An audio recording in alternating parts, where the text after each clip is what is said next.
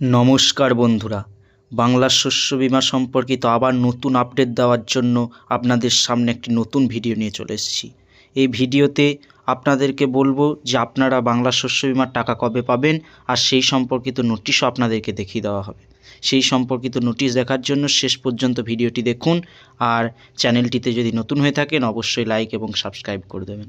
দেখুন, এই নোটিশে লেখা রয়েছে, বাংলা শস্য বীমা প্রকল্পে ফসলের ক্ষয়ক্ষতি যাচাই করার জন্য স্যাটেলাইট ডেটা, আবহাওয়ার তথ্য এবং গ্রাউন্ড ব্লুটুথ প্রযুক্তির ব্যবহার করা হয়ে থাকে।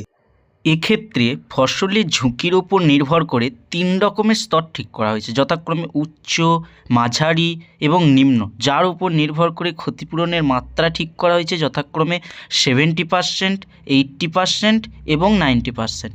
এখানে বলতে চেয়েছে বাংলা শস্য বীমা প্রকল্পে ফসলের ক্ষয়ক্ষতি যাচাই করার জন্য, মানে আমাদের বাংলা শস্য বীমা প্রকল্পের আওতায় যে ফসলের ক্ষয়ক্ষতি হয় নানা রকম কারণে, প্রাকৃতিক ঝড়, বেশি বৃষ্টিপাত, এইসব নানা কারণে, বন্যা, যখন আমাদের ক্ষয়ক্ষতি হয় ফসলের প্রচুর, তখন বাংলা শস্য বীমা প্রকল্পের আওতায় আনার জন্য এবং সরকারের থেকে সাহায্য পাওয়ার জন্য আমাদের এই ফর্ম ফিল আপ করতে হয়।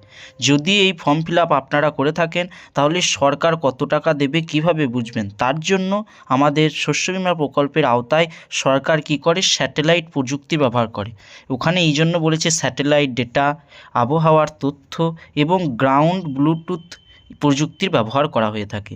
আমাদের যখন তার প্রকৃতির ঝড়ঝঞ্ঝা হয়ে যায়, বন্যা পেরিয়ে যাওয়ার পর এডিএ বা যে কোনো একটা সরকারি অফিসার এসে আমাদের সার্ভে করে যান, এবং তাছাড়াও স্যাটেলাইট ইমেজের সাহায্যে দেখা হয় কোথায় কতটা ক্ষতি হয়েছে বা কত টাকা সাহায্য তাদেরকে দেওয়া যেতে পারে ম্যাক্সিমাম। যদি বেশি ক্ষতি হয়ে থাকে তাহলে বেশি সাহায্য, যদি কম ক্ষতি হয়ে থাকে তাহলে কম সাহায্য।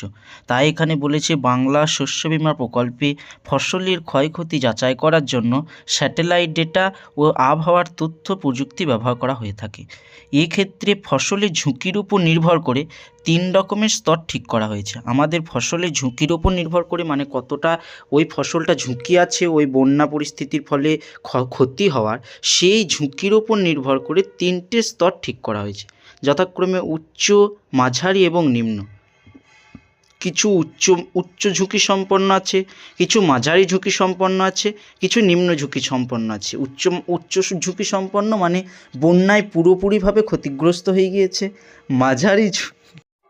মাঝারি ঝুঁকি সম্পন্ন মানে মাঝারি ঝুঁকি আছে, ওটা মানে আপনার হয়তো পুরোপুরি বন্যার ফলে ক্ষতিগ্রস্ত হয়নি ওই ফসলটা বা হবে না। আর নিম্ন ঝুঁকি সম্পন্ন মানে খুব কম ক্ষতিগ্রস্ত হবে, যদি বেশি বন্যা হয় বা ঝড় বৃষ্টির ফলে বা যে কোনো কারণে প্রচুর কম ক্ষতি হবে, তার জন্য সেটাকে নিম্ন ঝুঁকিগ্রস্ত সম্পন্ন রেখেছে ওখানে সরকার। এবং তার উপরে নির্ভর করে ক্ষতিপূরণের মাত্রাও ঠিক করা হয়। তার উপরে নির্ভর করে ক্ষতিপূরণের মাত্রা ঠিক করা বলতে, মানে আপনি যদি সেটা উচ্চ ঝুঁকি সম্পন্ন হয় তাহলে বেশি ক্ষতিপূরণ পাবেন, আর যদি নিম্ন ঝুঁকি সম্পন্ন হয় তাহলে খুব কম টাকা পাবেন বা ক্ষতিপূরণ পাবেন।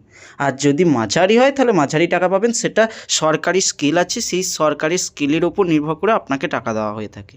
সেই উচ্চ ঝুঁকি সম্পন্ন যেগুলি ফসলগুলো ছিল, সেই ফসলগুলো যদি ক্ষতিগ্রস্ত হয়ে থাকে তাহলে 70% পাবেন। আর যদি মাঝারি ঝুঁকি সম্পন্ন হয় তাহলে 80% এবং 90% পর্যন্ত আপনারা কিন্তু ক্ষতিপূরণ পেতে পারেন। এই 90% ক্ষতিপূরণ পাওয়া মানে আপনার হয়তো ফসলটি পুরোপুরিভাবে ক্ষতিগ্রস্ত হয়ে গিয়েছে। সেই কত টাকা পাবেন সমস্ত কিছু সরকার কিন্তু আপনাদেরকে জানিয়ে দেবে, বা আপনার মৌজায় বা আপনার অঞ্চলে কতটা ক্ষতি হয়েছে সেগুলোই সরকার স্যাটেলাইট ইমেজের সাহায্যে জেনে যায় এবং সেই হিসাবে আপনাকে টাকা দিয়ে দেবে। তাই যদি ফর্ম ফিল আপ করে থাকেন চিন্তা করবেন না, অবশ্যই কিন্তু আপনার অ্যাকাউন্টে টাকা ঢুকে যাবে কিছুদিনের মধ্যেই। টাকা দেওয়া শুরু হয়ে গিয়েছে। আর এভাবেই চ্যানেলটির পাশে থাকুন। ধন্যবাদ।